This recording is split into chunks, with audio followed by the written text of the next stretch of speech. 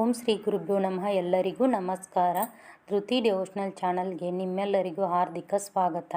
ಸ್ನೇಹಿತರೆ, ಇವತ್ತು ನಾನು 2026ರ ಶ್ರಾವಣ ಮಾಸದಲ್ಲಿ ಸಂಭವಿಸಲಿರುವ ವರ್ಷದ ಕೊನೆಯ ಸೂರ್ಯಗ್ರಹಣ ಮತ್ತು ಚಂದ್ರಗ್ರಹಣ ಕುರಿತು ಸಂಪೂರ್ಣವಾದಂಥ ಮಾಹಿತಿಯನ್ನು ಹೇಳ್ತಾ ಇದ್ದೀನಿ. ಯಾವ ದಿನ ಗ್ರಹಣ ಸಂಭವಿಸುತ್ತದೆ, ಹಾಗೆ ಭಾರತದಲ್ಲಿ ಗೋಚರಿಸುತ್ತದೆಯಾ, ಸೂತಕ ಕಾಲ ಇರುತ್ತದೆಯೇ, ಗರ್ಭಿಣಿಯರು ಏನು ಮಾಡಬೇಕು, ಈ ಎಲ್ಲ ವಿಷಯಗಳನ್ನು ಕೊನೆಯವರೆಗೆ ನೋಡೋಣ. ಸ್ನೇಹಿತರೆ, ಶ್ರಾವಣ ಮಾಸವು ಪರಮ ಪವಿತ್ರವಾದ ತಿಂಗಳು. ಈ ತಿಂಗಳಲ್ಲಿ ಶಿವನ ಆರಾಧನೆ, ಜಪ, ತಪ, ದಾನ, ಪೂಜೆ ಮಾಡಿದರೆ ಅನೇಕ ಪಟ್ಟು ಪುಣ್ಯ ಲಭಿಸುತ್ತದೆ. ಇದೇ ಶ್ರಾವಣ ಮಾಸದಲ್ಲಿ 2026ರಲ್ಲಿ ವರ್ಷದ ಕೊನೆಯ ಸೂರ್ಯಗ್ರಹಣ ಮತ್ತು ಕೊನೆಯ ಚಂದ್ರಗ್ರಹಣ ಸಂಭವಿಸುತ್ತಿರುವುದು ವಿಶೇಷವಾಗಿದೆ. ಆದ್ದರಿಂದ ಈ ಗ್ರಹಣಗಳ ಬಗ್ಗೆ ಸರಿಯಾದ ಮಾಹಿತಿ ತಿಳಿದುಕೊಳ್ಳುವುದು ಮುಖ್ಯವಾಗಿದೆ. ಮೊದಲು ಸೂರ್ಯಗ್ರಹಣದ ಬಗ್ಗೆ ತಿಳಿಯೋಣ. 2026ರ ಆಗಸ್ಟ್ 12 ಬುಧವಾರ ಶ್ರಾವಣ ಅಮಾವಾಸ್ಯೆಯ ದಿನ ವರ್ಷದ ಎರಡನೇ ಹಾಗೂ ಕೊನೆಯ ಕಂಕಣಾಕೃತಿ ಸೂರ್ಯಗ್ರಹಣ ಸಂಭವಿಸುತ್ತದೆ. ಈ ಗ್ರಹಣವು ಕರ್ಕಾಟಕ ರಾಶಿ ಹಾಗೂ ಆಶ್ಲೇಷ ನಕ್ಷತ್ರದಲ್ಲಿ ಸಂಭವಿಸುತ್ತದೆ.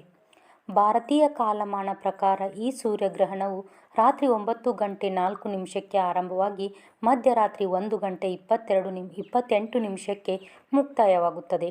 ಗ್ರಹಣದ ಒಟ್ಟು ಅವಧಿ ಸುಮಾರು 4 ಗಂಟೆಗಳಿರುತ್ತದೆ. ಈ ಸೂರ್ಯಗ್ರಹಣವು ಗ್ರೀನ್ಲ್ಯಾಂಡ್, ಐಸ್ಲ್ಯಾಂಡ್, ಸ್ಪೇನ್, ಪೋರ್ಚುಗಲ್, ಉತ್ತರ ಯುರೋಪಿನ ಹಲವು ದೇಶಗಳ, ಅಟ್ಲಾಂಟಿಕ್ ಮಹಾಸಾಗರದ ಪ್ರದೇಶಗಳು ಹಾಗೂ ಆಫ್ರಿಕಾದ ಕೆಲವು ಭಾಗಗಳಲ್ಲಿ ಗೋಚರಿಸುತ್ತದೆ. ಆದರೆ ಭಾರತದಲ್ಲಿ ಈ ಸೂರ್ಯಗ್ರಹಣ ಗೋಚರಿಸುವುದಿಲ್ಲ. ಸ್ನೇಹಿತರೆ, ಗ್ರಹಣ ಭಾರತದಲ್ಲಿ ಗೋಚರಿಸದ ಕಾರಣ ಭಾರತದಲ್ಲಿ ಈ ಸೂರ್ಯಗ್ರಹಣಕ್ಕೆ ಸೂತಕ ಕಾಲ ಮಾನ್ಯವಾಗಿರುವುದಿಲ್ಲ. ಆದ್ದರಿಂದ ದೇವಸ್ಥಾನಗಳು ಮುಚ್ಚುವುದಿಲ್ಲ. ಪೂಜೆ, ದೇವರ ದರ್ಶನ, ನಿತ್ಯ ಕರ್ಮಗಳು ಹಾಗೂ ಧಾರ್ಮಿಕ ಕಾರ್ಯಗಳನ್ನು ಎಂದಿನಂತೆ ಮಾಡಬಹುದು. ಯಾವುದೇ ನಿರ್ಬಂಧ ಇರುವುದಿಲ್ಲ. ಚಂದ್ರಗ್ರಹಣದ ಬಗ್ಗೆ ತಿಳಿಯೋಣ. 2026 ಆಗಸ್ಟ್ 28 ಶುಕ್ರವಾರ ಶ್ರಾವಣ ಪೂರ್ಣಿಮೆಯ ದಿನ ಹಾಗೂ ರಕ್ಷಾಬಂಧನದ ಹಬ್ಬದ ದಿನ ವರ್ಷದ ಕೊನೆಯ ಖಂಡಗ್ರಾಸ ಚಂದ್ರಗ್ರಹಣ ಸಂಭವಿಸುತ್ತದೆ. ಈ ಗ್ರಹಣವು ಕುಂಭರಾಶಿ ಮತ್ತು ಶತಭಿಷ ನಕ್ಷತ್ರದಲ್ಲಿ ನಡೆಯುತ್ತದೆ. ಭಾರತೀಯ ಕಾಲಮಾನ ಪ್ರಕಾರ ಈ ಚಂದ್ರಗ್ರಹಣವು ಬೆಳಿಗ್ಗೆ 8:04 ಆರಂಭವಾಗಿ ಬೆಳಿಗ್ಗೆ 11:22 ಮುಕ್ತಾಯವಾಗುತ್ತದೆ. ಇದರ ಒಟ್ಟು ಅವಧಿ ಸುಮಾರು 3:17. ಈ ಚಂದ್ರಗ್ರಹಣವು ಆಫ್ರಿಕಾ, ಉತ್ತರ ಹಾಗೂ ದಕ್ಷಿಣ ಅಮೆರಿಕಾ, ಯುರೋಪಿನ ಬಹುತೇಕ ಭಾಗಗಳು, ಪಶ್ಚಿಮ ಏಷ್ಯಾದ ಕೆಲವು ದೇಶಗಳು, Afghanistan, Pakistan, Iran, Iraq, Saudi Arabia ಸೇರಿದಂತೆ ಹಲವು ಪ್ರದೇಶಗಳಲ್ಲಿ ಗೋಚರಿಸುತ್ತದೆ. ಆದರೆ ಈ ಭಾರತದಲ್ಲಿ ಈ ಚಂದ್ರಗ್ರಹಣವು ಗೋಚರಿಸುವುದಿಲ್ಲ. ಆದ್ದರಿಂದ ಈ ಚಂದ್ರಗ್ರಹಣಕ್ಕೂ ಭಾರತದಲ್ಲಿ ಸೂತಕ ಕಾಲ ಇರುವುದಿಲ್ಲ. ರಕ್ಷಾಬಂಧನದ ಹಬ್ಬವನ್ನು ಯಾವುದೇ ಆತಂಕವಿಲ್ಲದೆ ಆಚರಿಸಬಹುದು. ರಾಖಿ ಕಟ್ಟುವುದು, ಪೂಜೆ ಮಾಡುವುದು, ದೇವರ ದರ್ಶನ, ಶುಭ ಕಾರ್ಯಗಳನ್ನು ನಡೆಸುವುದು ಎಲ್ಲವೂ ಎಂದಿನಂತೆ ಮಾಡಬಹುದು. ಸ್ನೇಹಿತರೆ, ಹಲವರು ಕೇಳುವ ಪ್ರಶ್ನೆ ಎಂದರೆ, ಭಾರತದಲ್ಲಿ ಗ್ರಹಣ ಕಾಣಿಸದಿದ್ದರೂ ಜಪ ಧ್ಯಾನ ಮಾಡಬಹುದೇ? ಖಂಡಿತವಾಗಿಯೂ ಮಾಡಬಹುದು. ಗ್ರಹಣದ ಸಮಯದಲ್ಲಿ ಶಿವನ ನಾಮಸ್ಮರಣೆ, ಓಂ ನಮಃ ಶಿವಾಯ ಮಂತ್ರ ಜಪ, ಮಹಾಮೃತ್ಯುಂಜಯ ಮಂತ್ರ ಪಠಣ, ವಿಷ್ಣು ಸಹಸ್ರನಾಮ, ಲಲಿತ ಸಹಸ್ರನಾಮ, ದುರ್ಗಾ ಸ್ತೋತ್ರ, ಗಾಯತ್ರಿ ಮಂತ್ರ, ಭಗವದ್ಗೀತೆ ಪಾರಾಯಣ ಮುಂತಾದವುಗಳನ್ನು ಭಕ್ತಿಯಿಂದ ಮಾಡಿದರೆ ಮನಸ್ಸಿಗೆ ಶಾಂತಿ ಹಾಗೂ ಆಧ್ಯಾತ್ಮಿಕ ಬಲ ದೊರೆಯುತ್ತದೆ. ಶಾಸ್ತ್ರಗಳಲ್ಲಿ ಗ್ರಹಣದ ಸಮಯದಲ್ಲಿ ದಾನಕ್ಕೂ ವಿಶೇಷ ಮಹತ್ವ ನೀಡಲಾಗಿದೆ.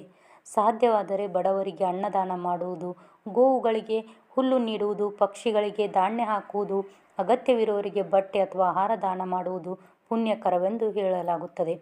ಆದರೆ ಈಗ ಗರ್ಭಿಣಿಯರ ಬಗ್ಗೆ ತಿಳಿದುಕೊಳ್ಳೋಣ. ಈ ಎರಡೂ ಗ್ರಹಣಗಳು ಭಾರತದಲ್ಲಿ ಗೋಚರಿಸದ ಕಾರಣ ಭಾರತದಲ್ಲಿರುವ ಗರ್ಭಿಣಿಯರು ಆತಂಕ ಪಡುವ ಅಗತ್ಯವಿಲ್ಲ. ಸೂತಕ ನಿಯಮಗಳು ಕಡ್ಡಾಯವಾಗಿ ಅನ್ವಯಿಸುವುದಿಲ್ಲ. ಆದರೂ ತಮ್ಮ ಮನಸ್ಸನ್ನು ಶಾಂತವಾಗಿಟ್ಟುಕೊಂಡು ದೇವರ ಸ್ಮರಣೆ ಮಾಡುವುದು ಒಳ್ಳೆಯದು.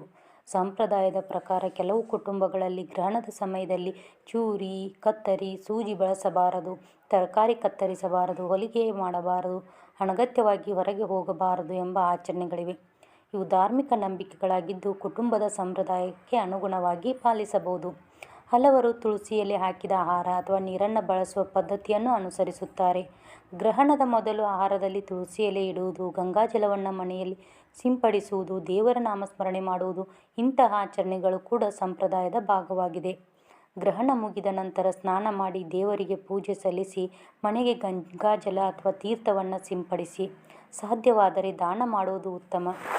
ಗಮನಿಸಬೇಕಾದಂಥ ಮತ್ತೊಂದು ವಿಷಯ ಏನೆಂದರೆ, ಭಾರತದಲ್ಲಿ ಈ ಎರಡೂ ಗ್ರಹಣಗಳು ಗೋಚರಿಸಿದ ಕಾರಣ ದೇವಾಲಯಗಳಲ್ಲಿ ಮುಚ್ಚುವ ಅಗತ್ಯವಿಲ್ಲ. ಪೂಜೆ, ಅಭಿಷೇಕ, ವ್ರತ, ಜಪ, ಹೋಮ, ದೇವರ ದರ್ಶನ ಎಲ್ಲವೂ ಎಂದಿನಂತೆ ನಡೆಯಬಹುದು. ಸ್ನೇಹಿತರೆ, ಗ್ರಹಣದ ಬಗ್ಗೆ ಅನಗತ್ಯ ಭಯ ಬೇಡ. ಸರಿಯಾದ ಮಾಹಿತಿಯನ್ನು ತಿಳಿದು ಭಕ್ತಿಯಿಂದ ದೇವರ ಸ್ಮರಣೆ ಮಾಡಿದರೆ ಸಾಕು. ಶ್ರಾವಣ ಮಾಸದಲ್ಲಿ ಶಿವನ ಆರಾಧನೆ, ರುದ್ರಾಭಿಷೇಕ, ಬಿಲ್ವಪತ್ರ ಅರ್ಪಣೆ, ಮಹಾಮೃತ್ಯುಂಜಯ ಮಂತ್ರ ಜಪ ಇವುಗಳಿಗೆ ಹೆಚ್ಚಿನ ಮಹತ್ವವಿದೆ.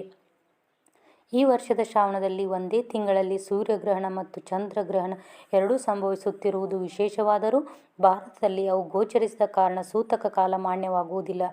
ಆದ್ದರಿಂದ ಯಾವುದೇ ಗೊಂದಲಕ್ಕೆ ಒಳಗಾಗದೆ ಭಕ್ತಿಯಿಂದ ನಿಮ್ಮ ಪೂಜೆ ಹಾಗೂ ವ್ರತಗಳನ್ನು ಮಾಡಬಹುದು. ಸ್ನೇಹಿತರೆ, ನಾನು ಕೊಟ್ಟಿರೋ ಮಾಹಿತಿ ನಿಮಗೆ ಉಪಯುಕ್ತವಾಗಿದ್ದರೆ ವಿಡಿಯೋವನ್ನು ಲೈಕ್ ಮಾಡಿ, ನಿಮ್ಮ ಕುಟುಂಬದವರಿಗೂ ಹಾಗೂ ಸ್ನೇಹಿತರಿಗೆ ಹಂಚಿಕೊಳ್ಳಿ. ನಿಮ್ಮ ಅಭಿಪ್ರಾಯವನ್ನು ಕಮೆಂಟ್ನಲ್ಲಿ ತಿಳಿಸಿ. ಮತ್ತೆ ಮುಂದಿನ ವಿಡಿಯೋದಲ್ಲಿ ಸಿಗ್ತೀನಿ. ಸರ್ವೇ ಜನೋ ಸುಖಿನೋ ಭವಂತು.